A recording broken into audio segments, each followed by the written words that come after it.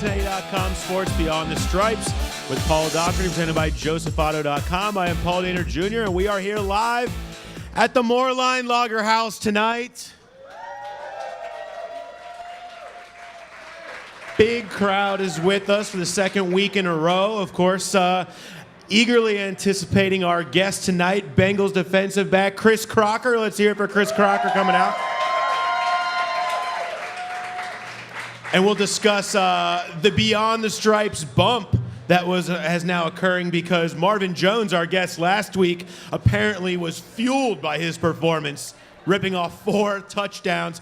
Crocker, I assume, is going to have to pull off about 3 more pick sixes this week to match that.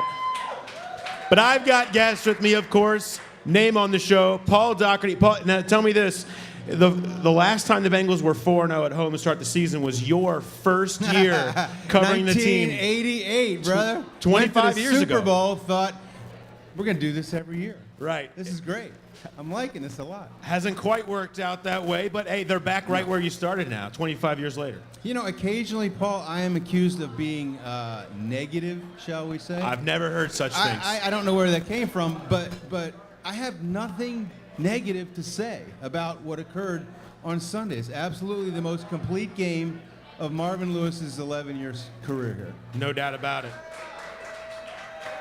Does that mean the show's over? Do we have to end the show now because we're supposed to come and complain about things? Yeah, we have to be positive. I don't know. Let's go. Well, if you need negativity, we can always go to Joe Reedy, who has been covering the team as well as anybody. If you follow his Twitter feed, you're well aware of how feisty he can be. Joe, how are you? Doing good, Paul. How you doing? Fantastic. What was your initial impressions of what Doc calls the most complete game in Marvin Lewis's tenure? I would agree. I mean, very rarely have we seen routes, walkovers, as the headline in Monday's postgame section put it. The closest I think we could come was that Chicago game 4 years ago, otherwise known as the Cedric Benson Avenge Me game, yes, since Ced went wild against the Bears. But I mean, all 3 units, offense, defense, and 2 pick sixes, special teams. Brandon Tate with the 71-yard kick return to set up the touchdown to make it 35-6. Just complete. Beginning of October, we were wondering if the end was near. Now 4 straight wins and a chance for 5-0 at Miami. Absolutely, and seeing both sides of it. Lindsey Patterson also with us. You were in the visitors' locker room after the game, getting audio, and not quite as happy as it was in the Bengals' locker room. No, I didn't want to go left. I wanted to go right. I wanted to go to the Bengals locker room after that game. Like everyone has said, they played great. Special teams, offensively, defensively. It was just an overall good game for the Bengals. And Rex Ryan wasn't really that happy after that game. No, I'm sure. I think he'd be far more entertaining, though, after a loss than after a win. I'd rather get Rex after a 49-9 loss than the opposite. I think he's far more entertaining. Oh, yes. I mean, I wouldn't want to be one of the team members. I'm sure he had a lot to say. But he was a little calm when he went into the press conference room, not yelling. So we saw 49-9. Bengals win at Paul Brown Stadium, perfect 4-0 on the season. The question, I guess, guys, is this. Are there any critics left of Andy Dalton? I mean, what else can you say about a guy that is on one of the best roles, not just that he's had here, but if you look at this 3-game stretch, this compares to one of the best 3-game stretches that we've seen of any quarterback. You project his stats out from the first half to a full. It is on par with the only Carson Palmer's 2005 season equals what we are seeing if he duplicates that in the second half. Are there any critics left, Doc? Well, this being Cincinnati, there's always going to be somebody out there who'll find something to complain about. But no, there shouldn't be. I think there are three keys to what he's been able to do, Paul. Protection, patience, and trust. I don't think we've talked a lot about the protection that Dalton has gotten. Right. That has allowed him not only to not feel the heat from the edges, but to have a pretty clear vision out front, to be able to see his receivers. Whenever Andy Dalton gets in trouble is when he can't see downfield. He gets passes tipped that are intercepted. He's had wonderful protection. Patience, he's waiting, finding a secondary receiver. He's starting to check down a lot more than he used to. And trust. Marvin said, as you said earlier, that Andy is starting to not rely just totally solely on A.J. Green. He's finding other guys, and those other guys are rewarding that trust, as we were talking about with Marvin Jones, with big games. So protection, patience, and trust. Reedy, is it that simple? I mean, what is the reason that this offense has all of a sudden caught fire? Well, I think it's not only trust, but everybody's got to remember this is still a young skills position group. Mohamed Sanu and Marvin Jones hardly played together last year. Mohamed came on during November, got injured. Marvin Jones in December. Ben-Jarvis Green-Ellis was new. It's still a young group. And I think we touched on this a lot during the spring. All the starters are back. You added Tyler Eifert. You added Giovanni Bernard. There was no upheaval. That allowed OTAs, minicamp, training camp to allow things to progress. And I think you're seeing it now. And I think the biggest key is the past 2 years you shut down A.J. Green, you win the game. This year you can't say that at all. You shut down the wide receivers, tight ends are going to go nuts. Shut down the tight ends. Giovanni Bernard out of the backfield and other receivers are going to go nuts too. A.J. Green, maybe the quietest 3 receptions and 115 yards in Bengals history. I mean, he becomes a afterthought in this game of what the offense was able to do. And really, isn't that the vision, though, Lindsay? Isn't that the vision that Jay Gruden had in mind with this offense? Is that A.J. Green can catch 3 balls and the offense will dominate the competition? You know, that's what's fun. That's what everyone wanted coming into the season. You knew all the playmakers, the young playmakers that this team had, and that's what they're finally getting to. In the past 2 to 3 games, you're getting to 6 or 7 guys, and A.J. Green's still racking up about 100 yards, getting just 3 catches, like you said. So if you can continue to do that and take your eyes off A.J. Green a little bit, it's going to be a fun offense to watch. And in no drive was that more obvious than right off the bat. My JoeSfato.com drive of the game. 10 plays, 80 yards, 5:01 off the clock.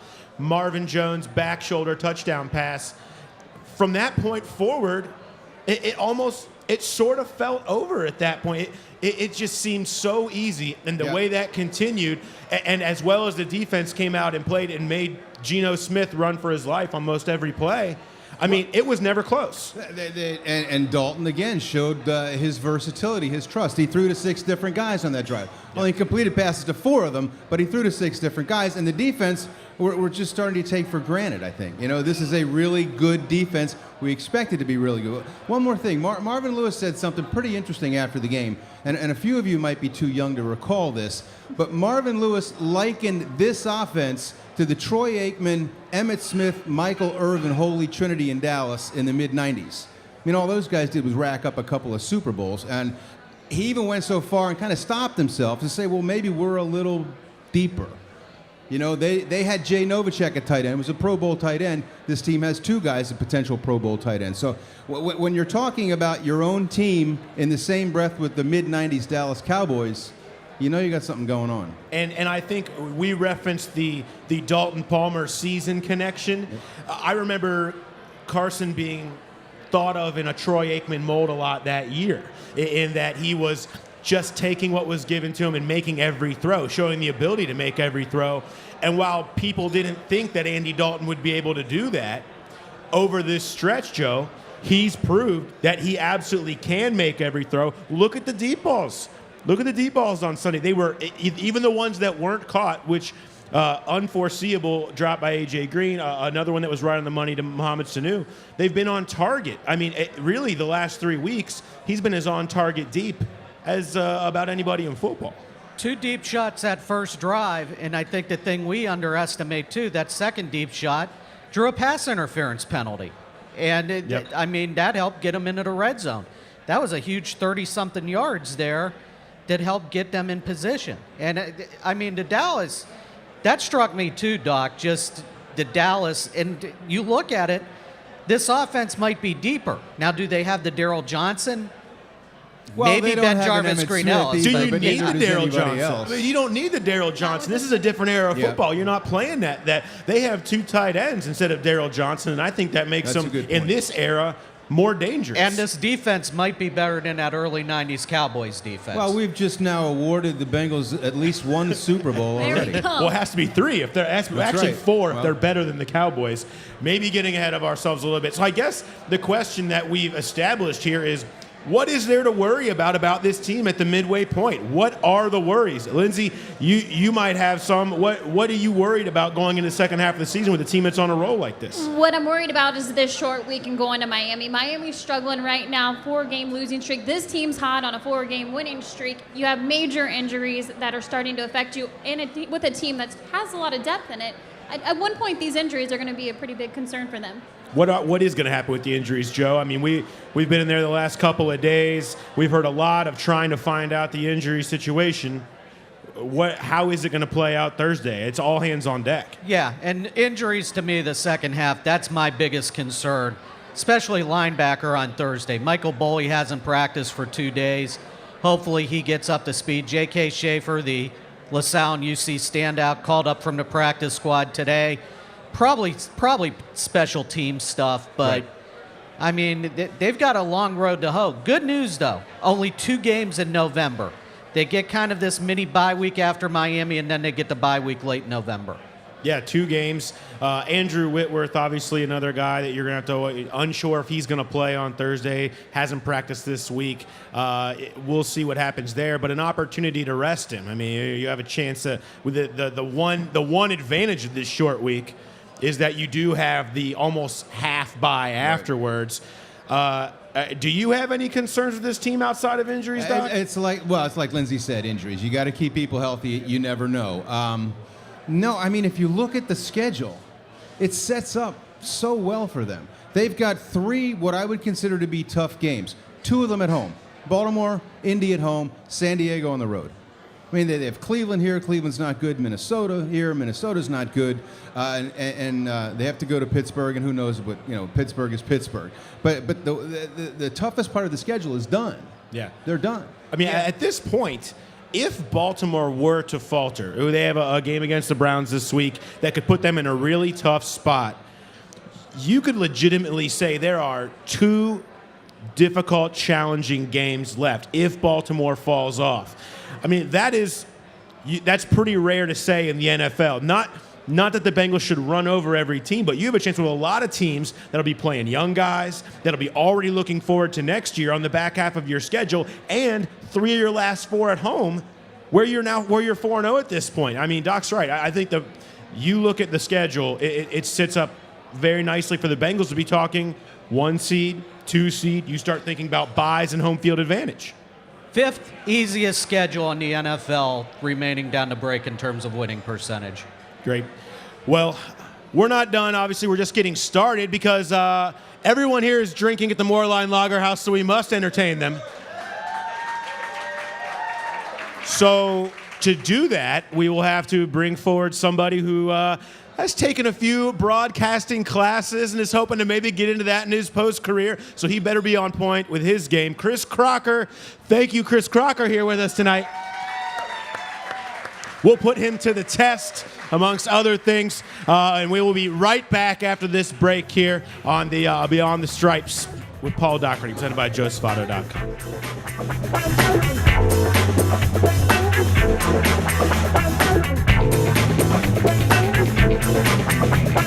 Chris, how you doing? Hey, what's happening? This place looks awesome. Brand new showroom, brand new service department. Now all I need is a new cat. I'm thinking the North American Car of the Year, the ATS right here. What do you think? Nice car, Chris, and only $299 a month. But a guy your size, you need the comfort, the technology that this car has. The XTS for only $399 a month. For $100 more, I can do this? $100. I'll win that from you on the golf course. Come on, let's do it. Compliments of Camargo Cadillac. Where should we go to eat tonight? How are the Reds doing? What time does the movie start? Did you hear about the new Bengals Check player? out this photo gallery. Did you check out the bands coming to the story. Sure, what? If you don't read The Inquirer at Cincinnati.com, you're missing out on what everyone's talking about. Breaking news, the best local events calendar, and in-depth stories. Updated all day long. Subscribe now at Cincinnati.com/subscribe. The Inquirer at Cincinnati.com. It's what everyone's talking about. The Moerlein Lager House is Cincinnati's premier brew pub. The restaurant features impressive lunch and dinner menus, as well as a wide selection of beer and other drinks. The Lager House is also proud to continue Cincinnati's brewing heritage by brewing their own fresh craft beer on site. Conveniently located along the riverfront, the Moerlein Lager House offers spectacular views while you dine. Moerlein Lager House. Celebrate the past, taste the future.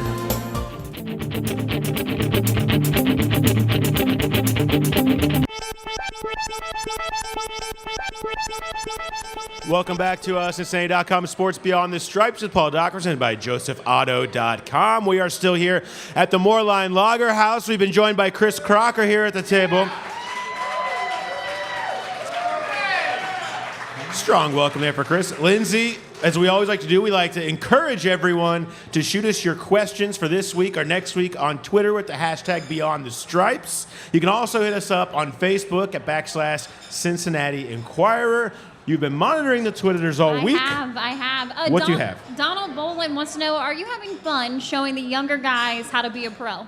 Yeah, you know what? This year has been really special for me, just from the standpoint that, I've come back, I've been a backup fill-in, and just being able to, help guys, and while also going out there and making plays. So I've gotten to see, Leon grow up. Draker Patrick is going into his second year. Brandon G., Taylor Mays, and all these guys, I've kind of been here throughout their careers, and I've got to see them grow, and just being another voice in the locker room has been really fun for me. David Bowling wants to know, do you have their cell phone, the Bengals cell phone, in your phone number, like in your phone book? Is it already saved in there? Well, you mean as far as me keep coming back out of retirement? It's always there. You see it. You know what? It's I try to stay ready, and injuries happen. Like I said, this past time was really awkward because I really kind of moved on from football, but knowing that I have a good rapport with Zimmer and Marvin, and they needed help, so why not? I'm still capable and able, so let's see where it goes. Well, explain this to us. For those who don't understand, you've come back twice. It's like they can't get rid of you. What happens? Are you out bagging groceries or cutting the grass, or what is it that Chris Crocker is doing when you get these phone calls? Trying to spend as much time with my family as possible, while also there's been some things NFL involved that I've been doing, and just trying to keep myself busy. But it's hard to stay out to stop working out because you've done it for so many years. So yeah. I just continue to work out, get in a little groove, and do some things post-career while spending time with my family.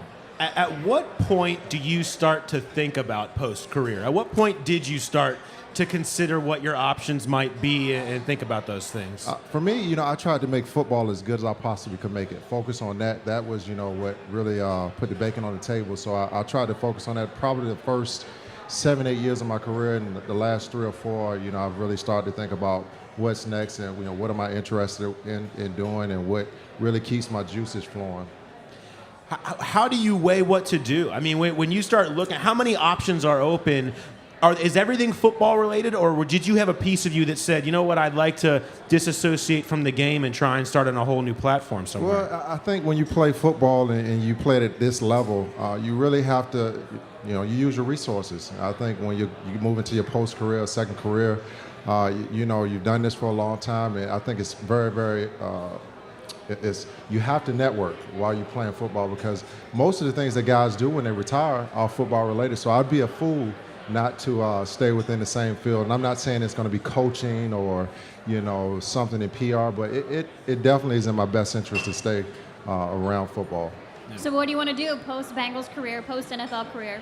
I try to keep it close to the breast, but, I'm very interested in officiating. I think that's something that has been really, really fun for me. I've done a lot of it this past off season, and so it's fun stuff. So we'll see where that goes. We'll finish this football season out, and maybe I'll come back next year. You never know. Anything's possible. You never know. Chris, I've seen your career for a lot of years, starting in Cleveland, and let's face it, your first 6 years in the league, you were with some bad teams, bad regimes. Yeah, bad teams. The fact later in your career, now this is a team trending 4th time in 5th year to the playoffs. Mm-hmm. Does the success mean more now, especially what you went through early in your career? Yeah, it does. It does, because I didn't go to the playoffs until my 8th year or something like that. So, yeah, to go through those struggles, to really, to be with this team since 2008, to really see where we've come from to where we are now. I mean, these young guys in the locker room, they don't know when we were 0-8 and tied with the worst record for Detroit with the Detroit Lions in 2008. And we still played some fairly good defense at the end of that season. That's when we finally started to come around in 2009, just kind of taking off from there, and it really changed the identity of this team. But it's been a long, long road, and so this year does make it really special. You have had you've run the gamut in Cincinnati. You've seen it all here. I mean, you went from the very emotional year with Chris Henry, Mike Zimmer's wife. That you go from there and you kind of pull together and have a pretty good year. The next year, a lot of us, and myself included, thought, hey, we're bringing in T.O. This is good. We're going to be good. Yeah. Disastrous year. Oh, You've got it back on the right track, obviously, this year and last year. When was the most fun that you've had here, and when was the lowest point? Honestly, 2008, that was a fun year towards the end of the season because we were playing very, very, very, very good on defense. I mean, we were playing lights out, and most of the guys were backups. Most of the guys were in there because a lot of guys were on IR. I think we led the league that year with guys on IR, and then you saw those guys become really, they became really, really good players and really, really productive players the next year and the years following. That was really, really, it was a good time for me, even though we didn't have the record. That was a fun year at the end of the season. And then I'd say the low point was 2010 because the expectations. Right. We went into that season with the expectations of, hey, we're going to go far. We went to the first round of playoffs. We had a heck of a running game that year. We played smothering defense, but that was the low point, I think. And I think we lost. I was talking to Vinny Ray. That was his rookie year. I think we lost 10 in a row that year, or something like that. Yes, you did. So that was a bad year. What went wrong that year? I don't want to rehash your low point, but I'm going to. What went wrong that year? Were you ever able to put a finger on it? We never played as a team. We didn't play well as a team, and we didn't play well in critical moments. We lost a lot of close ball games that year, and we didn't make any critical plays. And when we had to get off the field on defense, or we had to get a third down on offense, there was so many plays, where I could just say, man, if we could have that back that season. And it just became then guys started to go down at the end of the season. I'd gotten hurt, I'd probably say the last 4 games of the season I missed. Just guys started to go down. It was just one of those years you couldn't put your finger on it. I want to go back to the 2008 year. Andrew Whitworth said, you're the new guy, you're coming in, you're challenging guys during a really difficult season. Do you like that leadership role? Is that something you just love to do? Yeah, because, I knew coming into that season, I just got released from Miami, but I was very familiar. I knew the defense better than the guys who were already here. So I really had a leg up. I had a really good relationship with Mike Zimmer. And, so I knew what I was capable of coming in and doing just as long as I was afforded opportunity. And you really can't really, learn to be a leader or, have it just dawn upon you. You have to really go out there and you have to play well and you have to lead by example. And I think that season, me going out there and playing very well, coming in the 6th game of the season, showing my teammates that I could do it in a short period of time, I think that really helped, establish myself in the locker room. Let's go back to Sunday, 2nd career pick 6. Former first since 2004 when you picked off Ben Roethlisberger. I know, it was a long time ago.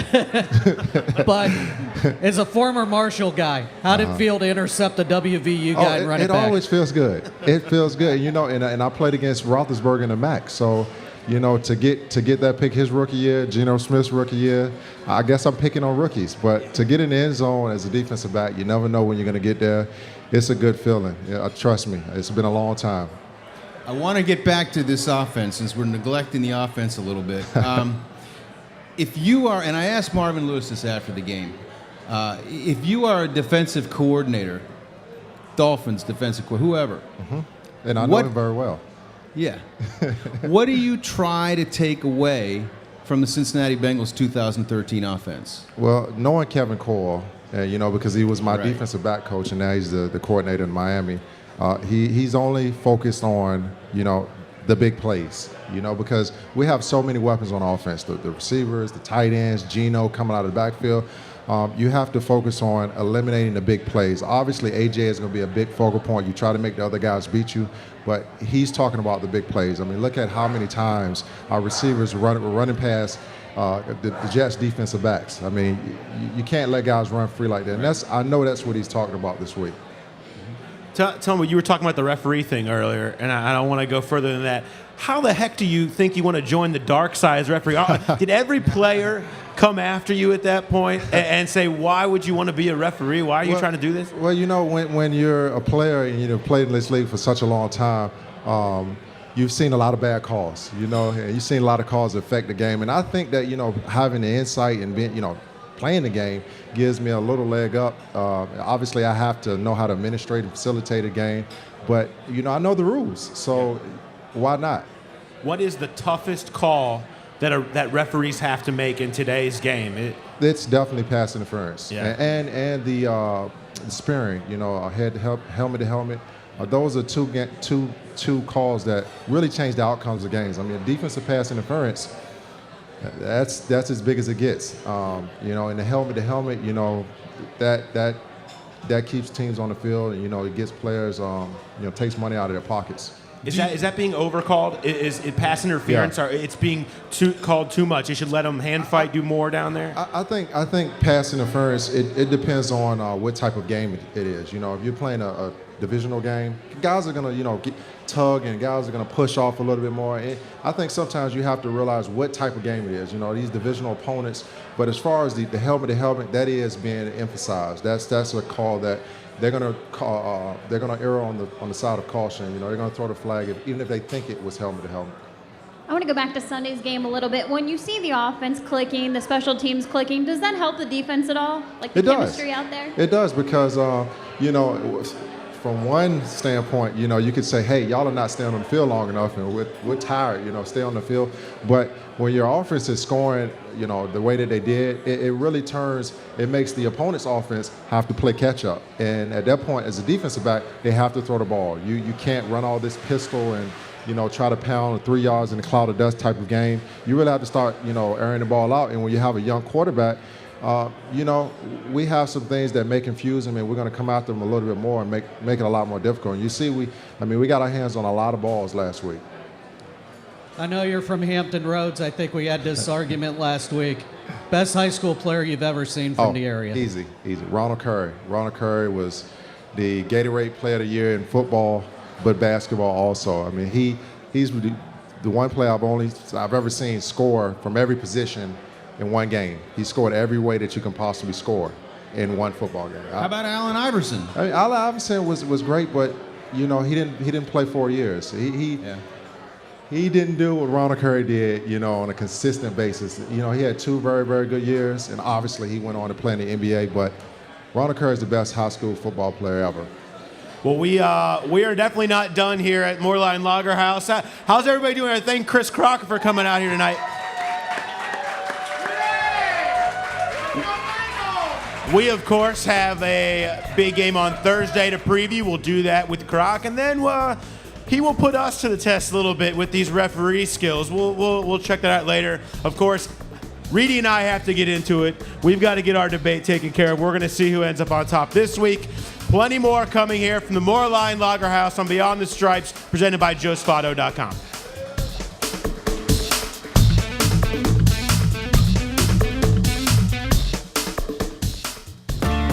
Chris, how you doing? Hey, what's happening? This place looks awesome. Brand new showroom, brand new service department. Now all I need is a new cat. And I'm thinking the North American Car of the Year, the ATS right here. What do you think? Nice car, Chris, and only $299 a month. But a guy your size, you need the comfort, the technology that this car has. The XTS for only $399 a month. For $100 more, I can do this? $100. I'll win that from you on the golf course. Come on, let's do it. Compliments of Camargo Cadillac. Where should we go to eat tonight? How are the Reds doing? What time does the movie start? Did you hear about the new Bengals Check player? out this photo gallery. Did you check out the bands coming to the Cincinnati Bengals? Great. I missed the story. Sure, what? If you don't read the Inquirer at Cincinnati.com, you're missing out on what everyone's talking about. Breaking news, the best local events calendar, and in-depth stories. Updated all day long. Subscribe now at Cincinnati.com/subscribe. The Inquirer at Cincinnati.com. It's what everyone's talking about. The Moerlein Lager House is Cincinnati's premier brew pub. The restaurant features impressive lunch and dinner menus, as well as a wide selection of beer and other drinks. The Lager House is also proud to continue Cincinnati's brewing heritage by brewing their own fresh craft beer on site. Conveniently located along the riverfront, the Moerlein Lager House offers spectacular views while you dine. Moerlein Lager House. Celebrate the past, taste the future.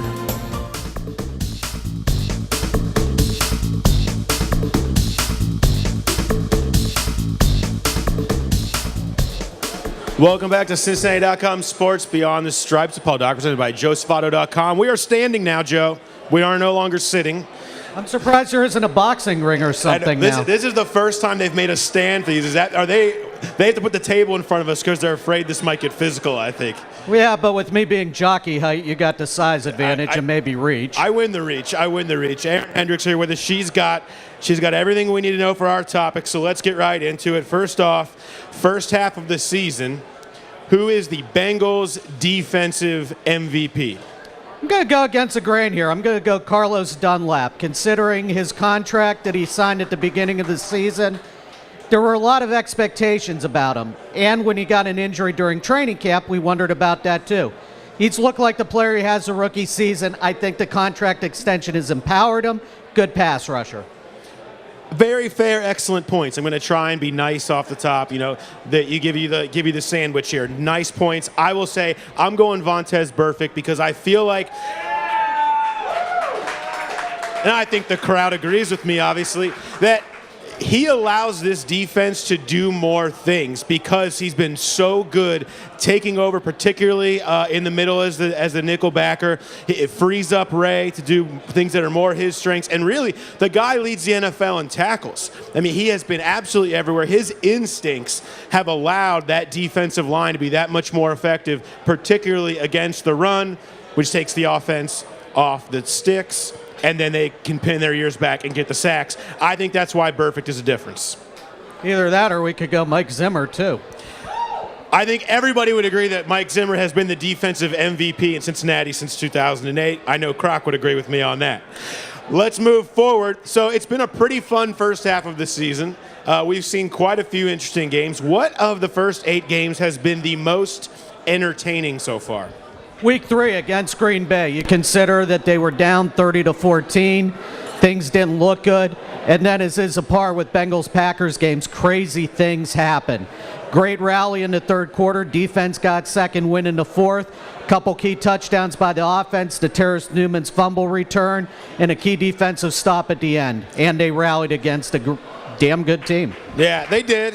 That was an excellent win. Again, a very good points. Very well said. I will say, I thought the win in Detroit was one of the wildest games that we've seen in the NFL all year. When you consider the back and forth between Calvin Johnson and A.J. Green and the Holy Megatron play. And I'm waiting for the chance. Yes, the wild atmosphere, that the back and forth to then have the shanked kick and a 54-yarder at the gun when everyone, I think, kind of assumed that game was going to overtime.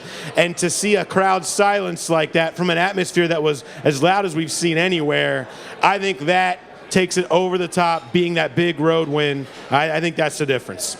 Been an entertaining season, no doubt. Really, you could make an argument for a ton of different games. I mean, I think a lot of Bengals fans would say 49-9 was a pretty entertaining game as well. Made it easy for us writing in the second half. Absolutely. So let's get down to the serious topics here. We're going to Miami. What is the premier Miami meal? What do you got to eat when you go to Miami? You going Cuban or you going seafood? As somebody who lived in South Florida for a year and a half, I'm going seafood. Especially at stone crab season, Paul. Nothing like a good stone crab, especially down in Miami Beach. I'm just salivating thinking of it. The fresh seafood and everything. Definitely seafood. Calm down, Joe. Let's say this. If you're going to Miami, yeah, seafood is an option, sure. Where else is seafood an option? Anywhere where there's water. You're in you can get good seafood. You go up the coast, you can get good seafood. Maine's got good seafood. Where are you getting Cuban food? Well, you're not going to Cuba because you can't get into that country. I can tell you that much. You get Miami, that's where you're getting the Cuban sandwich. That's where you're getting the best Cuban sandwiches you can find anywhere. All your best Cuban food, kick it up, spice it up. That's where you go. I can get seafood anywhere. If I'm going to Miami, I'm getting Cuban. Come on, stone crab or Cuban? You got to go stone crab. I don't have to do anything. You know all the work you have to do to get into the stone crab? Not a stone crab. You can easily pull it out, too especially much. to jumbo. I want to eat you it lazy. and know I ate it. You're lazy. No, I'm not going to turn on the fans, even though everyone's turning against me. Let's move on.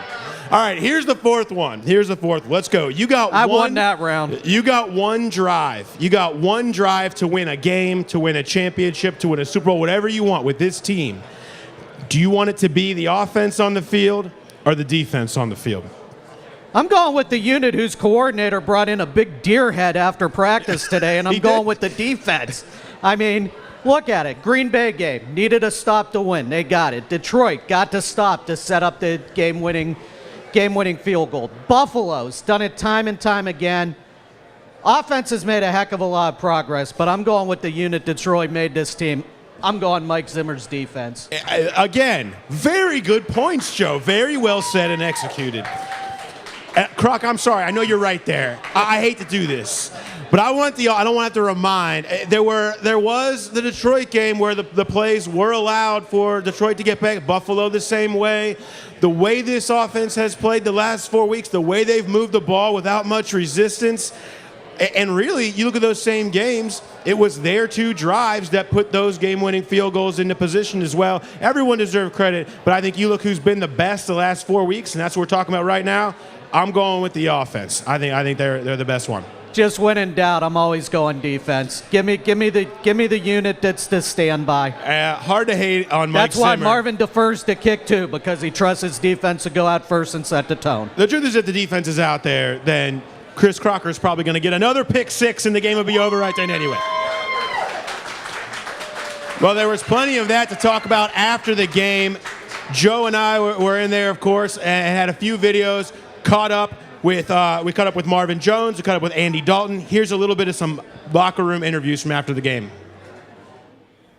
I'm playing with a lot of confidence. I think I'm seeing things out there. There's a lot that's put on me. I feel like I've gotten, better as time's gone on. It's fun when the offense is clicking and you just go out there with your guys and just have fun and just play the game. There's a lot of work that I've put into wanting to be able to play like I've been playing the last couple of weeks, and all the work's been paying off. He did a great job distributing the ball, and it was great play call, and so it was fun out there. Today was a great chance for Marvin to come out and have a big one, and he rose to the occasion. He made some great catches, made some guys miss when he had the ball in his hands. It's everything that we've seen in practice, from him and from our guys. That's the thing is we're well balanced. We could go deep and as far as running short to intermediate routes, the opportunity was there, and that's the type of offense that we want to be, and the receivers, as receivers, we want to do everything. We want to go deep and go deep and make them notice that and work the short to intermediate routes. So it was just a good game plan going in. It's great to see our team play the way it did, not just on offense, on defense, on special teams, and to play a complete game. All right, that was a little bit from the locker room of Bengals 49, Jets 9 this past weekend. Now, on to the next one, as they might say, and that means Miami. That means Thursday night. Quick turnaround. Croc, what are the biggest challenges of these short weeks for a team, and how challenging is it for you guys where there's a lot of banged up guys in particular this week? Number one, making yourself feel good, because you have a short week, like you said, and you have to go out there and play, with the same amount of intensity and effort that you did the previous 5 days. And then number two, it from a preparation standpoint, you don't get those days to, go through the practice week and, go and see those plays maybe 2 or 3 times. You really only got one shot at it. You get a lot of film, but today was really the only day we really got a chance to go out there and see it on the field. How do you keep that momentum, that energy coming off such a big win from Sunday? And like Paul said, a short week, and you're facing a team that's kind of battling a 4-game losing streak. How do you keep the energy for that game on Thursday night? Just do the same things that we've done in preparation, getting ready for the previous ball games. Just continue to grind and do the same things. Don't change anything. From a preparation standpoint, attack the video like you did last week. Go out and practice as hard as you possibly can, and just know that you get like a mini bye at the end of this game, and you get a chance to get your legs back. I don't know about the rest of you people up here, but I am done for this year anyway, trying to find reasons why the Bengals could lose the next game. We talk about the short week and how everybody's banged up. Well, last year you go to Philly, short week, few people injured, and all you do is win 34-13. So I'm not buying this short week trap game stuff. I mean, do you know when we say trap game, you know what we're talking about? Yeah. Do you feel it? Have there been teams that you've been on that you can say, we really just are not mentally ready to go this week? I think every game that when you look on paper, you're better than that opponent. When you're clearly better than that opponent, that's considered a trap game. I think the defense, Miami Dolphins have a heck of a defense. They really have a good team when they want to play good. So this is not one of those games where you just look on the paper and say these guys just shouldn't even be in the ball game. I mean, they have quality players. They have playmakers, especially on the defensive side of the ball. They're very, very talented. So we have to be prepared and ready. We can't sleep on this team for 1 second. Ryan Tannehill in his second year, Mike Wallace. You guys have plenty of knowledge from him from his days in Pittsburgh. Yeah. Hartline, a pretty good receiver, too, so plenty of challenges for the secondary this week. Yeah, there are. There are challenges. These guys are talented, like I said. Mike Wallace, he's a vertical threat. Tannehill knows how to manage the ball game. They've had some offensive line issues, and he's been sacked quite a few times, but they're talented. These guys can play, and you just can't for 1 second just think that they're going to go out there and lay down on Thursday night. All right, well, we are going to hit a break here real quick, and when we come back, Chris Crocker is going to put us to the referee ringer, and we're going to see if we can handle the pressure. I don't know if we will. I'm pretty sure Doc won't be able to, but that's okay. Doc will also talk. He'll give us many words of wisdom. We'll listen to that, and plenty more coming here. Everybody still having a good time here at the Moerlein Lager House? Big crowd here tonight, looking to give the BTS bump to Chris Crocker. So we'll be right back on Beyond the Stripes, presented by JoeSavato.com.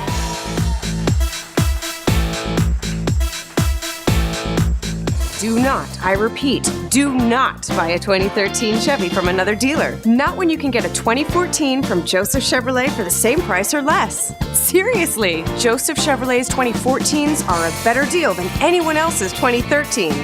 $129 a month for a new Cruise? Up to $6,500 off a 2014 Silverado? Now that's a clearance sale.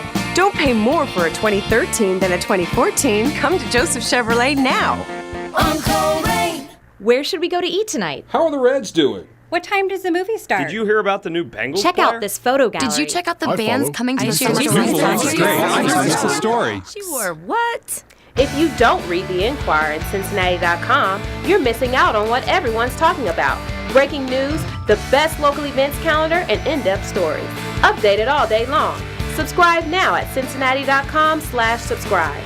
The Inquirer at Cincinnati.com. It's what everyone's talking about. Chris, how you doing? On Thursday night, the Bengals will play for the second time in 5 days. Players who participated in a human car crash Sunday will be asked to do it again Thursday. This is wrong. The NFL talks long and hard now about the safety of its players. There is nothing safe about playing twice in 5 days. There is money in it, though, lots of money. And we all know where safety ranks when pitted against money. You can say the players make lots of cash. You can say they know what they're signing up for. You'd be right. That doesn't mean the pain can be moderated. That would involve eliminating Thursday games. Players are not vocal in their opposition on playing on Thursday night either. They just assume it's part of the job, or they don't think about it at all. They will think about it someday, maybe 25 years down the road, when they're too stiff and arthritic to play with their grandkids. The NFL says it cares about such things. But the more the concussions mount and the stories of players broken mentally and physically rise, the more the NFL looks like gladiators in the Coliseum. People getting busted up for our amusement. Back to you guys. Thank you, Doc. Great point, and something that I went around the locker room talking about this week, and Andrew Whitworth made some interesting points where you talk also competitive advantage issues where the Bengals are making their second longest trip of the season. This trip is 2 times longer than every trip except for San Diego. They'll spend most of Wednesday traveling while Miami sits in the tubs and waits for them down there. This isn't going to change, though, Joe. I mean, that's the thing, is that Thursday Night Football is getting 28% more ratings right now than it has last year, as good as it's ever been. It's crushing everything in its path. It's not going to change, but can anything change about it? Well, here's a thing that I think will eventually get done, because one point or another, there's going to be an expanded season. There's going to be 2 bye weeks. I think that first bye week or second bye week, depending on the season, we'll see a bye every week for teams. That before that Thursday night game, there'll be a bye, and you got 10 days to prepare. I think the league's taken better steps with the Thursday night schedule. I think we remember a couple years ago, Jets played a Sunday night game. 4 days later, they had to go to Denver, which makes no sense whatsoever. They've kept it in the same time zones, but I think to really make things fair, you got to have a bye before the Thursday night. Yeah, I'd agree. It's tough on players. I mean, Crocker, you can talk about this because you really just start to feel better by the time Thursday comes, as far as from the previous week. Isn't that about when you start to recover? Yeah, your body starts to come around probably around that Thursday, but you know what you're getting into. I mean, you are a gladiator. You're not. You weren't born, put on this earth to run into people for a living. So you kind of know what you're getting into. And this, let's just face it, this is big business. I mean, this is a multi-billion-dollar industry, and the TV money is huge. So, every team has a Thursday night game. It's just one of those things where you just have to, acclimate. You go out there, you do your business, you get 3 or 4 days off. But it's a grueling season when you add that Thursday game into it. The good news is when you're a referee, you can ref every day and you feel better as soon as you're done. Hey, those guys make good money too. They have to throw a flag, not hit anyone. Hey, it's a good living. That's why you're looking into the referee business. So stand up. It's time. You're going to try and shoot some ref signals at us and see how we handle the calls. You've got a few calls, so you fire them at us and see how we do. What do you got? Okay, well, I'll start. I'll make it easy. You probably see this all the time. You should know it. Okay. Now, what's that? That's timeout? Okay, perfect. Good. Yes. You got that one. You got that one. Okay. Moerlein Lager House. Okay. I just got that right, please. Okay. Now, all right. This one. Illegal formation? I like you, Joe. Good Illegal stuff. formation. Okay. I'm letting you guys answer these so I can't lose. Okay. Let's go here. Chop block. Illegal. Oh, I'm sorry. Was that? Yeah, that was That was one I knew. Clipping. Clipping. Close, but with no potatoes. But wrong, right? It's wrong again. I mean, I'm not saying anymore. you're close, so I'll give you that. Okay, what about hiss? Make it rain. That's make it rain. I know that. I've seen that one before. Why would you know that, Paul? I don't know. I watch rap videos. That's funny. I like that. No, that's ball was tipped. Tip ball. I remember that. It's called. That's a defensive back's Stokely. best friend in pass interference. It is. Okay, here. We have here. You got that one, Linz? Come on now. You see it a lot. Yeah, I do see it a lot. Oh my gosh, I'm. Reeds. Do you know Reeds? Come on out. Yeah, I'm letting him steal it. Encroachment? No. Come on, one more try. We see it a lot. Guys. I'm kind of stumped. Me too. Delay of game. Delay of game. It is delay of game. We saw that a lot during the Carson Palmer era, so maybe we should have remembered that. All right, so we did okay. Yeah, I mean, we were all right. We were completely terrible. Well, speak for yourself. Well, that's right. You roll for one, Doc. Well, hey, I want to thank Chris Crocker for joining us and testing our referee skills. Watch for him, hoping to get another pick six on Thursday night when the Bengals travel to Miami. That'll be 8:30 on the NFL Network. and then get a little mini buy for a trip to Baltimore. But we will be back here every Tuesday at 7 o'clock at the Moerlein Lager House, bringing this to you, so continue to come back. Next Tuesday, long snapper Clark Harris will be in the house. We're excited about Clark coming to join us. And make sure you follow all of us on Twitter on Thursday night, at Inquirer Doc, at Lindsey Patterson, at Joe Reedy, at Paul Daugherty Jr. We'll have everything you need. Cincinnati.com. Watch the show on the blog, on the tablet, really every device that you possibly have. We're there. And we will be here every Tuesday from the Moerlein Lager House. So thanks, everybody, for coming out tonight. And we see you on the next Beyond the Stripes Paul Daugherty, presented by JoeSavato.com.